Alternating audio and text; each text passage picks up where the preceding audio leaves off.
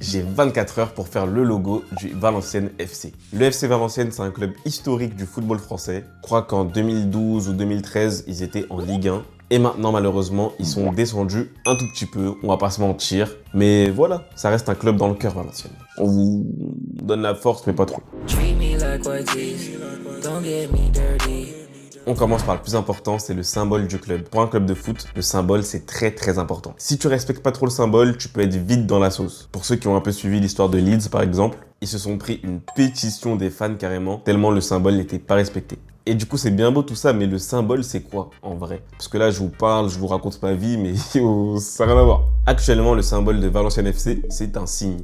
Et en vrai, je trouve ça assez joli, un peu original et tout, j'aime bien. Mais la question que je me suis posée, c'est pourquoi un signe en fait? Du coup, je suis parti faire quelques recherches sur Google. J'ai même pas utilisé ChatGPT. Il va me dire des conneries, je sais pas. Et du coup, j'ai appris que Valenciennes, en fait, ça voulait dire Val des Cygnes. Enfin, en gros, avant, ça s'appelait Val des Cygnes. Et après, petit à petit, ça a pris le nom de Valenciennes. C'est une très belle histoire. Donc, on va garder le signe comme symbole, tout simplement. Je vais aussi faire un petit tour dans l'historique des logos pour voir à quoi ressemblaient les logos d'avant. Du coup, là, on a tous les logos de l'époque. Et la vérité, mes Valenciennois, désolé, hein, mais ils étaient pas ouf. Celui-là, je comprends pas du tout l'idée.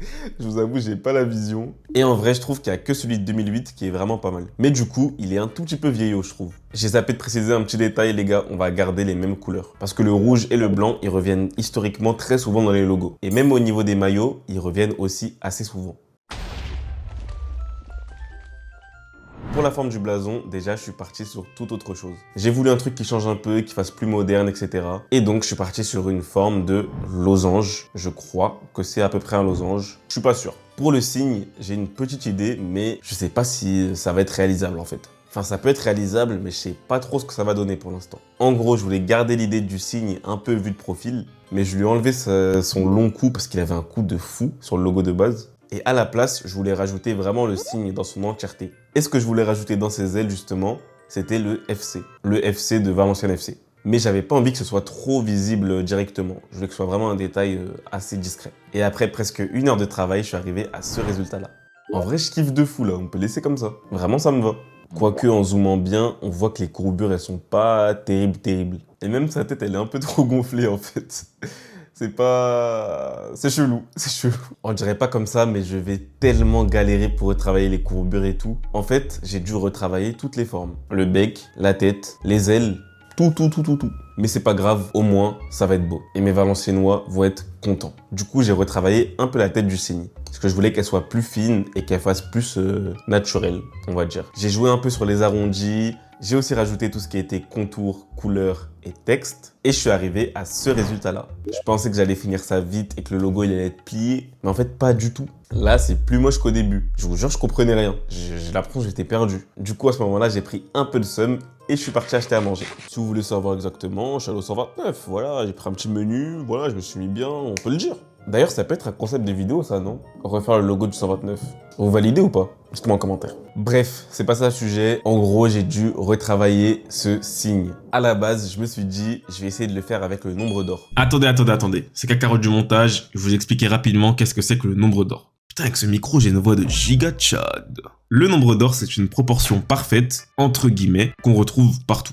Dans la nature, l'architecture, l'art et aussi dans le graphisme. Sa valeur, je crois que c'est environ 1,618. Mais honnêtement, le chiffre, c'est pas le plus important. Mais en gros, ce qu'il faut retenir du nombre d'or, c'est que quand 2 éléments respectent cette proportion, ça paraît naturellement harmonieux. Et du coup, on l'utilise souvent dans le graphisme parce que le cerveau humain, il aime bien tout ce qui est proportion, équilibre. Donc ça rend tous les visuels un peu plus agréables et plus pro. Et du coup, dans le graphisme, on l'utilise souvent avec des cercles qu'après, on modifie, on assemble, etc. Je vais pas rentrer trop dans les détails, je vous laisse avec la suite de la vidéo. Et voilà, j'espère que vous aurez appris quelque chose aujourd'hui. Parfois, je le fais avec les cercles, etc. Mais là, j'ai vu que c'était trop galère. Donc, tous les ronds que j'ai fait, j'ai tout supprimé. Tout est parti à la poubelle. Et j'ai retravaillé ça manuellement. Déjà, toute la partie basse du signe, je l'ai refaite. Parce que là, il avait pas l'air assez dodu. Moi, je voulais vraiment un signe qui est bien mangé à la cantine, tout en n'étant pas arrondi sur la fin. Parce que je voulais que la pointe du signe soit dans la même ligne que le blason. Du coup, j'ai retravaillé ça un peu avec des grilles, etc. pour que ce soit bien aligné. J'ai aussi retravaillé le cou du signe. Parce que là, il me semblait trop chelou. Je sais pas si je suis fou ou quoi, mais j'aimais pas. J'ai regardé tellement de photos de signes sur internet. Mon historique, il est chelou. Pas mal le signe. Pardon. J'ai aussi enlevé l'œil du signe parce que je trouvais que sans l'œil, justement, on reconnaissait plus facilement un signe. J'ai rajouté quelques détails pour rendre plus vivant le logo et le résultat final est dingue. Franchement, moi je kiffe de fou. Et au final, j'ai réussi le défi, les gars. Je l'ai fait en une journée. Même un peu moins en vrai. J'ai eu le temps de manger, faire des petites pauses, etc. C'était banger. Je vais pas vous faire attendre plus longtemps, je vais vous laisser avec le résultat final. N'hésitez pas à mettre un petit like pour me soutenir. Dites-moi en commentaire ce que vous en pensez. Et on se dit à dimanche prochain pour une nouvelle vidéo. En attendant, restez créatifs. Salut!